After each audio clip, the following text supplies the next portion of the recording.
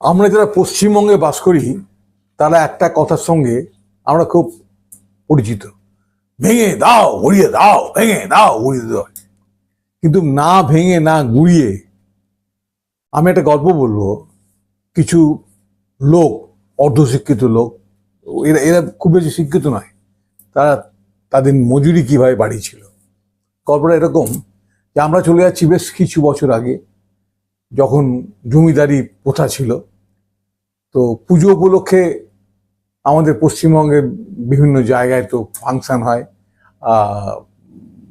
যাত্রাপালা হয়, কেউ আবার ডান্সার নিয়ে আসে, নৌটঙ্কি বলে, ওগুলো হয়, কবি লড়াই হয়।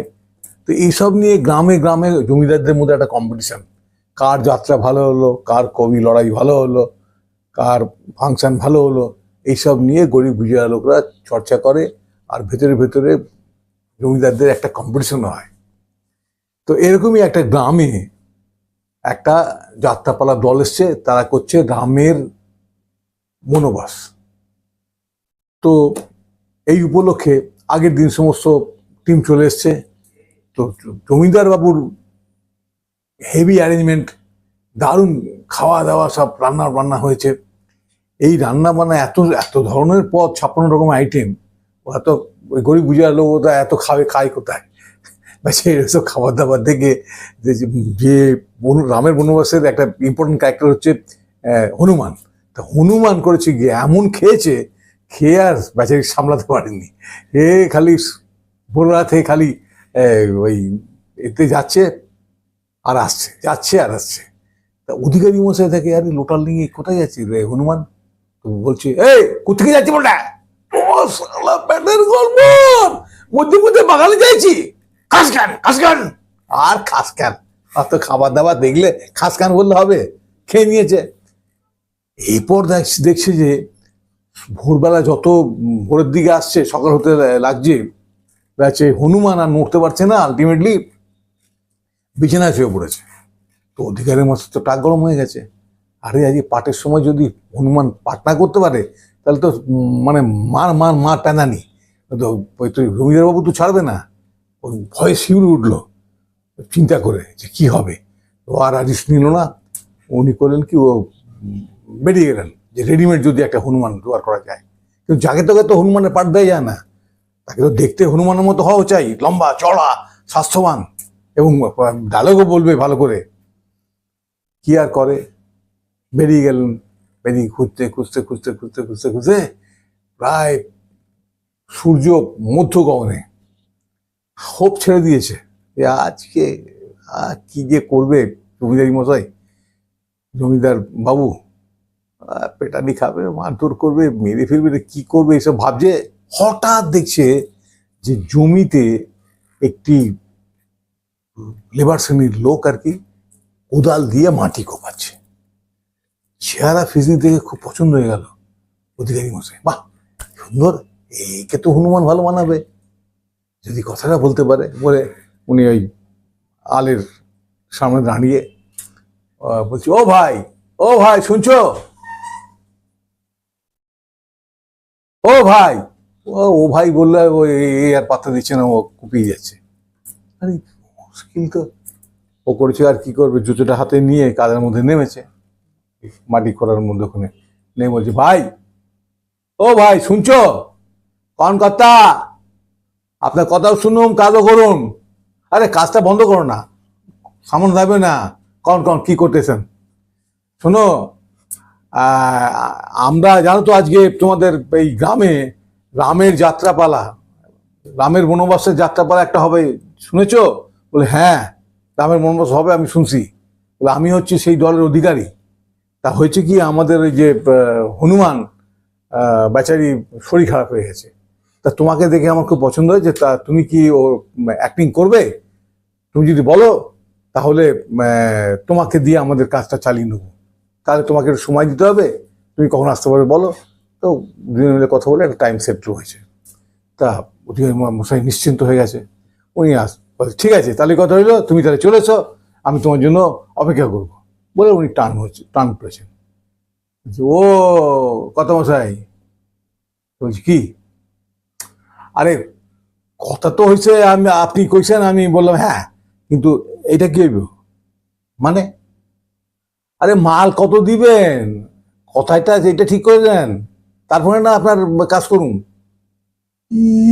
কি এত বড় লোক, এতগুলো লোকের সামনে এত বড় একটা পাঠ দিচ্ছি, হনুমানের মতন পাঠ, তাই না কত, তার আবার পয়সা চাইছে, কি করবে? হ্যাঁ, অধিকারী মশাই তো নাচার তখন প্রবলেমের মধ্যে আছে। ঠিক আছে, রাজি হয়েছে, চালানায় একটা কন্ট্রাক্ট হয়ে গেছে, ঠিক আছে।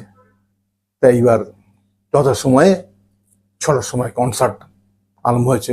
হাফ লেডিস কাম জেন্টস এই নাচিয়ে সব নিচে চলে গেছে, ধাম ধাম ধাম ধাম ধাম ধাম মিউজিক বাজছে। এই সময় অধিকারী রূপী রাম প্রবেশ করলে, বর্ণনা করিয়া যত গুণীজন, রামযাত্রা পালা করিব বর্ণন। এরা সব দুহার আর মিউজিশিয়ানরা মিউজিক বাজছে। এই সারাদিনের এই টেনশনে ও আসলে হয়তো একটা জিনিস, একটা কথা ভুলে গেছে। মানে অনেক কথা, এর মধ্যে আরো অনেক কথা আছে, সেগুলো বাদ দিয়ে গেলাম। একটা জায়গায় আছে যে লঙ্কা ডিঙাইলো তার নাম কি, মানে লঙ্কা কে ডিঙাইলো তার নাম ভুলে গেছে অধিকারী মশাই। তা এরা বলছে, উনি বললেন লঙ্কা ডিঙাইলো তার নাম কি, তো এরা বলছে গুপু গুপু গুপু গুপু, 10 আনা 6 আনা ভাগ আমরা জানি কি। লঙ্কা ডিঙাইলো তার নাম কি, 10 আনা 6 আনা ভাগ আমরা জানি কি। 10 আনা যত পেলা উঠবে তার 10 ভাগ তুমি নেবে, আর 6 আনা আমাদের মধ্যে সবার মধ্যে ডিস্ট্রিবিউট হবে। তা তুমি বলো লঙ্কা কে ডিঙালো, বেশি পয়সা পাচ্ছ তুমি। হঠাৎ তোর অধিকারী মশাইয়ের দৃষ্টি গেছে ওই জমিদারের দিকে, দেখে জমিদার এরম তাকাচ্ছে। উনি ভাবছে কি রামযাত্রা পালায় আবার হঠাৎ করতে থেকে আবার 10 আনা 6 আনা ভাগ চলে এলো। তো ও দেখি অধিকারী মশাই চালালো, সঙ্গে সঙ্গে বলছে আজই হতে ভাগ হলো সমানে সমান। এ বললো গুপু গুপু গুপু গুপু, এ তো বললো লঙ্কা ডিঙাইলো বীর হনুমান, ওরা বলে দিল।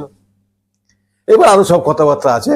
এবার কথা ছিল যে হনু হনু বলে 3বার অধিকারী মশাই ডাকবে, তো ওপরে একটা মাচা বাঁধা আছে, সেখানে ডালপালার ভেতরে হনুমান বিরাজ করবে, ওখান থেকে লাফ দিয়ে নিচে পড়বেন ডাকলে।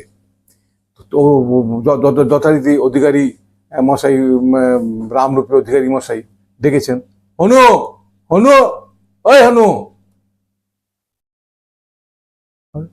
নামে না, হনু হনু, এই হনু, হনুমানের পাত্তা নেই। শালা হনু, শুয়োরের বাচ্চা না। এই টেনশনে মাথা খারাপ করে এবার তো চোখ গেছে জমিদারের দিকে, ফালার মতো চোখ কেন করে জ্বলছে। রামযাত্রা পালায় আবার কোত্থেকে বাঞ্চত ফাঞ্চত শুয়োর টুয়োর কোত্থেকে চলে এলো। কি একটু বেচারি টেনশনে কি করবে, মুখ দিয়ে ফসকে বেরিয়ে গেছে বলে দাঁড়িয়ে আছে। আর কি হবে, এবারে কাঁচা খেয়ে নেবে ওই জমিদার মশাই ওকে। তখন এই যখন সিচুয়েশন, চারিদিকে নিস্তব্ধ, কি হয় ভাব, সেই সময় হতাটারা মেঝের মধ্যে ঠাক করে একটা আওয়াজ, সবার দৃষ্টি নিচে গেছে, দেখছে একটা 4 আনা পয়সা ঘুরে ঘুরে ঘুরে ঘুরে ঘুরে ঘুরে পড়ছে। তখন হচ্ছে উপর থেকে বলছে কথা, ওই 4 আনা পয়সায় অত দূর থেকে লাভ হইব না, মাল বাড়াই দইব। কারণ একটু আগে শুনে নিয়েছে যে সবার ভাগ সমান সমান হয়েছে, তো ও 4 আনা পয়সায় কেন লাভ হবে অত দূর থেকে। এই গল্পটা এই জন্য বললাম যে যারা আমাদের পশ্চিমবঙ্গে যারা এরকম ভেঙে দাও ঘুরিয়ে দাও, এই লড়াই বাঁচার লড়াই ভাঙে গুড়িয়ে নষ্ট করে, তো আমরা অলরেডি শেষের দিকে পৌঁছে গেছি। তো সেই সব লোকের জন্য একটু আমার নিবেদন, দয়া করে একবার ভাববেন যে বুদ্ধিদীপ্ত কোনো উপায়ে যদি আপনার কাজ হয়ে যায় তাহলে সেটাই প্রয়োগ করুন। ভেঙে গুড়িয়ে কোনো কিছু লাভ হয় না। ভালো থাকবেন, নমস্কার নমস্কার।